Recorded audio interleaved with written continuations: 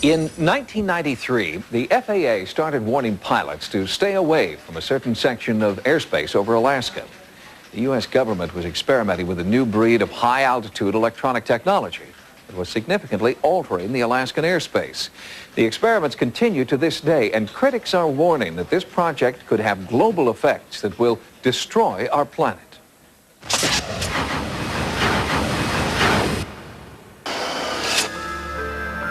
In Alaska, the rugged, pristine wilderness is timeless, most of it remaining just as it has for thousands of years.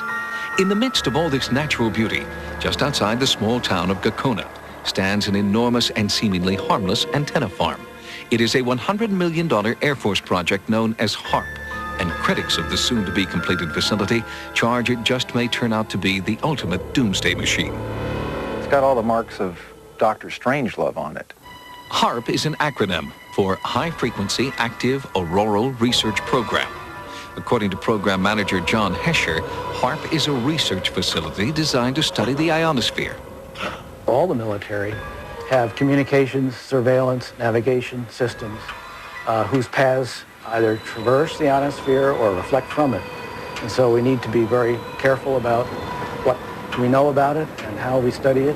What we're interested in is what is the effect of a large input of energy on the ionosphere. The ionosphere is the outermost layer of the Earth's atmosphere. It is part of an electromagnetic field that keeps out harmful solar and cosmic radiation. One visible effect of the sun's rays hitting the ionosphere is the aurora borealis, known as the northern lights. The ionosphere also plays a vital role in worldwide radio communication. The first transmission of radio waves across the ocean were quite a surprise when it was first done. People thought there'd be no chance to transmit the signals across the ocean by wireless. And in fact, what the ionosphere does is act like a mirror. And so you transmit a signal and it bounces off the ionosphere and then it bounces off the Earth. When HAARP is fully operational, it will transmit extremely powerful blasts of high-frequency radio waves directly up into the atmosphere, superheating the electrons that make up the ionosphere. This will cause them to disperse, effectively punching a hole in the ionosphere. But after you turn the instrument off, this thing kind of moves around and it gets replenished. And within a few minutes, it's back to where you can't even detect that there's a hole anymore.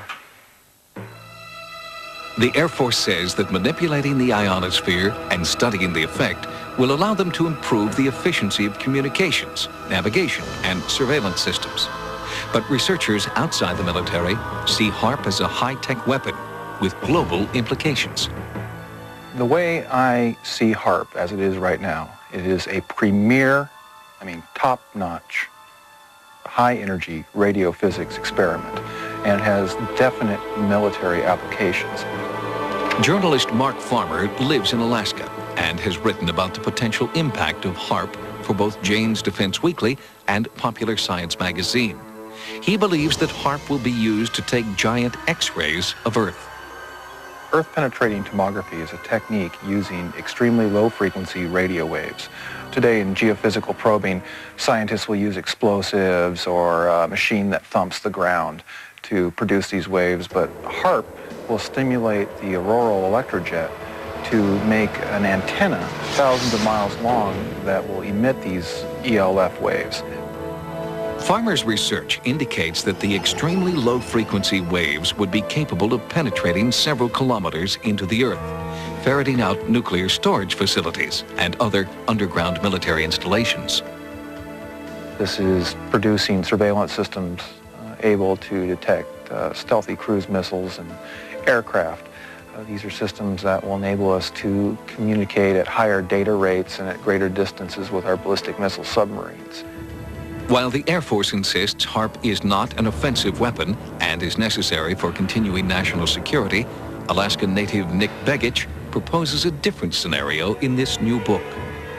The things that we found in other Air Force documents, one in particular was a document put together in '82. The document was called Low Intensity Conflict in Modern Technology, with a foreword by none other than Newt Gingrich.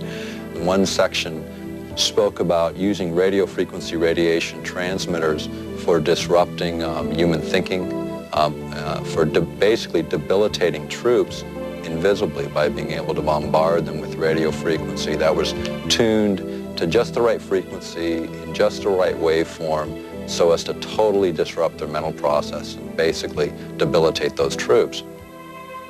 Because of HAARP's potential to disrupt the Earth's magnetic field, many observers are concerned that it will damage the biomagnetic sensors that migratory animals like salmon and birds depend upon. Anything that HAARP can do to the magnetic field is orders of magnitude smaller than the natural variations of the Earth's field. So I would have to say, no, there's nothing we can do to affect the salmon. But what generates the most concern by far is HAARP's ability to tamper with and punch holes in the ionosphere. The thing that one of the Air Force documents points out is that they want to use this heater to create enough energy in the ionosphere to get a runaway effect up to the next stabilizing level, whatever that might be. It's precisely whatever that might be that worries Dr. Patrick Flanagan, a physicist who believes the ionosphere is extremely fragile. The ionosphere is a chaotic system that is on the edge of instability. So the trigger point for HAARP would be that energy and that frequency which throws the ionosphere into chaos. In other words, it would be that point which throws it over the edge. For example, it is believed that a hole in the Earth's ozone layer has caused an increase in infrared radiation, contributing to the melting of the polar ice caps and forcing New Zealand children to wear protective clothing to school.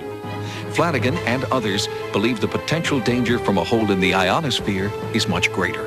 It could create a change in the ionospheric shield that protects us from cosmic radiation. We're worried about the ozone layer. The ozone layer is nothing compared to what HAARP could do. You know, we're worried about ultraviolet light. That's just a very harmless ray compared to some of those energy streams or particles that are coming from outer space that are being deflected by this natural shield around the Earth. And this is what HAARP wants to play with. Critics worry that HAARP has been placed in the hands of too few, and that international debate is necessary to fully explore all the potential dangers that this project may soon unleash, a proposal in which the Air Force has shown little interest to date. Once we open this box, and it is a veritable Pandora's box, we're not going to be able to close it. And of course, once you acquire a technology, you want bigger and better aspects of it. And then we come into the questions of whether or not, if we go big, if we go better, if we're going to cause damage to our planet. Proponents of HAARP insist the danger has been grossly exaggerated. The project continues to move forward as scheduled and will be fully operational by 1997. Next, they started an international controversy with their story of extra